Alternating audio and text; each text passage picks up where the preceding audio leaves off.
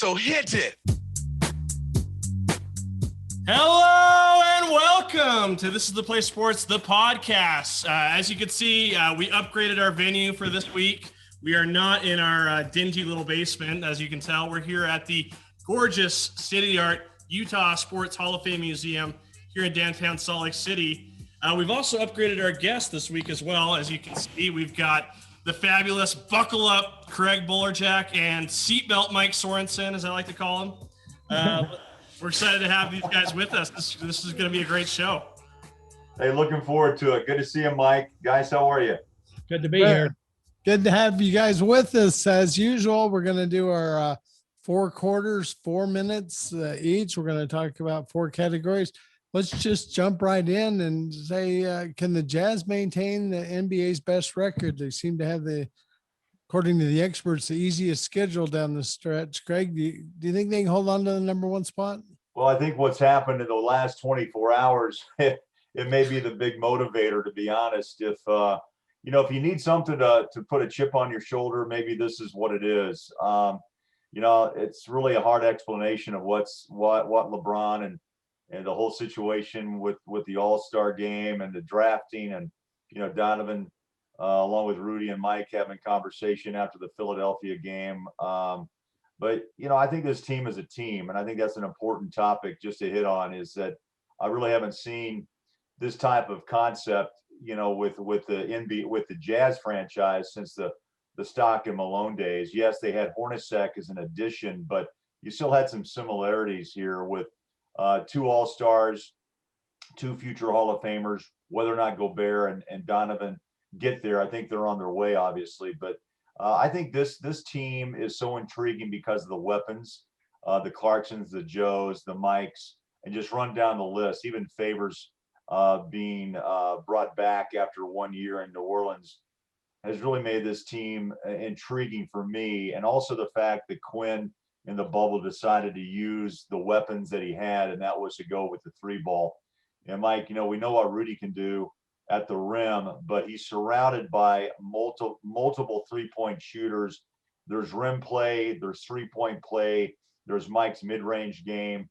And I just think there's a combination here that's difficult to beat, along with the defense the Jazz put on the floor every night. Thorny, what do you think? Obviously, the last time the Jazz finished with the best record in the Western Conference were the 2 years they went to the NBA Finals. Is that going to happen again? Back when you were a little kid. Yeah, I know. I think it's they've been a little shaky lately, losing 3 of their last 4. You kind of start to wonder, maybe it shines off them a little bit. But, I think if you look at the schedule, they got about half their games left, 35 games or so. And, they've got, like you say, the easiest schedule according to the various websites, which is a little deceiving because they're the best team. So they don't have to play themselves. So that's a little bit deceiving, but still, they don't have that hard of a schedule. And they play like the Rockets 3 times, the Timberwolves a couple times, Sacramento. They got some pretty easy games. And they're up by 3 games, over these other teams. And Phoenix is actually second place, which is very surprising. And then you got the Lakers and the Clippers. I don't think the Suns are going to pass the Jazz. I think the Lakers and Clippers might. But, I think it's going to come down to there's 2 games the Jazz play against the Lakers in mid-April. If they lose those 2, then that's a 2-game swing the other way, and that's going to really hurt them, and Lakers probably will pass them up. But otherwise, you have to wonder how motivated the Lakers are to be number 1. So I think the Jazz have a pretty good chance of staying number 1. All right, now for the voice of the millennials. Yeah. Well, I'm glad Sorny mentioned the schedule that's coming up, because I'm looking at it right now. I think the Jazz do have potential to go on a really nice run in the next few weeks. They got games against Houston, Golden State, coming back from the All-Star break, so that should be a big help. Those are very winnable games. They play Memphis a bunch of times.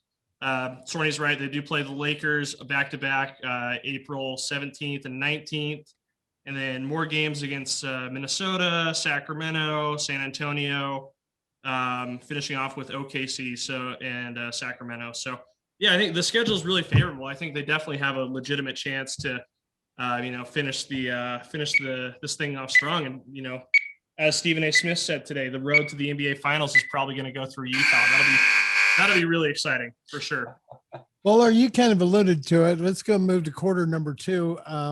Let's talk about Donovan and Rudy being picked last in the All-Star game and how that could be a motivation in that. Is there a story behind this, or what do you think happened? That's a good question. I don't know what the true story would be. Um, we've covered this franchise for a long time, and I think there's an attitude that the players have felt, and I've talked to, Lillard in Portland and even in San Antonio, despite the fact Pops and Duncan won multiple, championships. I still think there's an issue in the league about I don't like to even call it small market. I'll go mid-market, okay, mid-size market. But I think, again, when you look at LA, New York, Detroit, Chicago, Miami, and then you get into Dallas and what have you, there's only about 5 or 6 landing spots that players consider, where they can achieve their greatness. And that means with championship possibilities, or even advertising dollars, or, marketing, shoe deals, that type of thing. Look, I've covered the Jazz since '85. There's been great success with this franchise, with the Millers, and now with Ryan Smith and his family, Jerry Sloan, Quinn Snyder, Carl John, just name them. I mean, there's been multiple All-Stars, Hall of Famers, coaching and players. And I don't understand it. I mean, when I travel with the Jazz, people will ask, what's it like, in Utah? And I still think, and I grew up in Kansas, so there's a little bit of a similarity here about Dorothy, Toto, and tornadoes in Utah. They're all over the place here, yeah. It's still on the, it's still on some sort of a, they're coming through here every week with some sort of a wagon train. I don't get it, but no, this is a modern city with an incredible franchise and a base of fans. And I don't know what drove Rudy and Donovan to be picked last. I don't know if it had something to do with LeBron or KD. I mean, look, I cover this team. I wasn't real impressed with the conversation last night journalistically, but I'm not sure, Mike, if journalism really comes into play much anymore. It's more entertainment, and that's what it's come down to. And I think that's something I hate to accept it, but it's a conversation between former players, current players, and if they've got something sticking in their craw, then obviously it's going to come out. And I think we saw a little bit of that with the draft. But let's just make it clear, Donovan and Rudy deserving to be there. They're tenacious in what they do, both defensively and offensively. And I guess we'll find an explanation later. And maybe in the long run, this is that motivator, as we talk about in the second half, could come into play. Sorny, slap in the face, or how do you see what was transpired yesterday? I think I kind of agree with Bowler on that last part. It might serve as a motivating factor for him going down the rest of the season. But you think about it, there's about 400 guys in the NBA. They're number 23 and 24. That's pretty darn good, and it kind of reminds me of junior high school, when they used to pick teams, and I always felt sorry for the guys who were picked last. There's always those couple of guys, and so I guess from that, it's a little disrespectful. You think, how did Zach LaVine and Domantas Sabonis get picked ahead of them? I mean, they're not going to be up there in the top maybe 10 or 12, but still a couple of these guys they should have been picked ahead of. But no, I think it comes down to the fact that they might give them a little bit of extra motivation, especially against LeBron. Since he kind of said some things about him afterwards that were kind of off. And so hopefully that'll be what'll come out of it. The video game remark I thought was interesting, because Stockton and Malone, that's a fun combo. Good, yeah. You ever play NBA Jam? Those guys were excellent in that video game. So, and number 2 scorer all-time steals and assists leader. That's the dream 1-2 punch in NBA. Yeah, that's pretty good. Yeah. But, I really like what you guys said. I really hope the Jazz kind of use this as fuel. I want them to really kind of break out of that shell. They kind of have sometimes I think the Jazz are a little too classy sometimes, and they get stepped on a little too much. I hope they print t-shirts with a funny slogan on it, wear those to the game. Remember when Chris Paul called us a bunch of homers, before the playoff series against the Clippers, we printed those funny homer shirts. I hope they do something similar and just really embrace, the the trolling aspect, throwing it right back in their face. I think that'd be fun. Well, hey, we're quarter three. Austin and I've kind of had this debate, the father and son debate. I take the old school Jazz. The 97, 98 team is the deepest Jazz teams in history of the franchise. He's going with these guys right now. Both of you guys, I hate to say it, you're kind of in my age group, so you can relate to Sure. things in the day. I'm going to phone in Tyson Ewing. He'll take my side. Yeah. So how do you guys see it? Is this the deepest Jazz team ever right now? And then, he obviously with Clarkson coming off the bench and doing what he's doing, it's a pretty deep team. Yeah, obviously we're not quite as old as you, Dirk, but I kind of look back about just looking 3 years ago. Jazz were probably deeper 1 through 13, just like 3 years ago. And Bowler remembers this team. I mean, they had guys like Alec Burks and Jonas Jerebko, Raul Neto. They were like, for a while, they're 10, 11, 12 men on the team. And Quinn had a kind of a problem in figuring out how to use all these guys. Now you got 8 solid guys. So I'd say 8 deep. They're maybe as good as ever. But then you get guys like Jarrell Brantley and Elijah Hughes, Jawan Morgan. I mean, these guys are not going to play unless they have to. So I think from 1 to 13, they're not as deep, but probably 1 through 8 they are. What do you think, Greg? Yeah, and I think, Mike, to your point, you throw in Miaoni, who's developing and is beginning to get more minutes, and then George Niang, he's been up and down, off and on. But when he's on, he's been a terrific three-point shooter. I think the difference with then and now is actually one thing: it's three-point shooting. And what happens is, and here's a real math test that it took me a while to understand from Kansas State, but 3 is more than 2. And the bottom line is the Jazz just have more weapons from outside. I mean, you're going, 42 attempts a night, you make 17, you're at 40%. And in this league now, which is right before our eyes, and Mike and I have watched this, all of us have watched this league grow from power inside play to taking it outside, and even now the deeper 3, and then some play at the rim, obviously. But I think that's where the Jazz are deeper. Hornacek always used to say to us, look, I have to work to get a look, for a 3, because that wasn't the Jerry Sloan way. And now it is the way of the NBA. And I think that's where the Jazz do take the advantage with maybe a little less depth, but they are all more dangerous with the three-point shot. No, I think that's totally true. I think both of you guys are right. I think they've shortened up the bench a little bit. Quinn likes to play 8, 9 guys a night.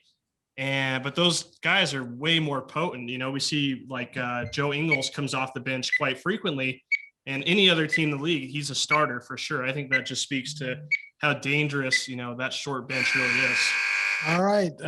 Quarter 4 college hoops, and nobody knows more about college hoops around here than Sorny. Sorny, why don't you lead us off? Well, I haven't been paying as much attention lately, as you know why, Dirk, but looking at it, I covered Utah for like 25 of the last 30 years, and Utah hasn't been the greatest team this year, but right now BYU is a lock, and I think they're going to be a 7 or 8 seed, if things work out for them. Utah State's right on the bubble. Then we got the Big Sky Conference.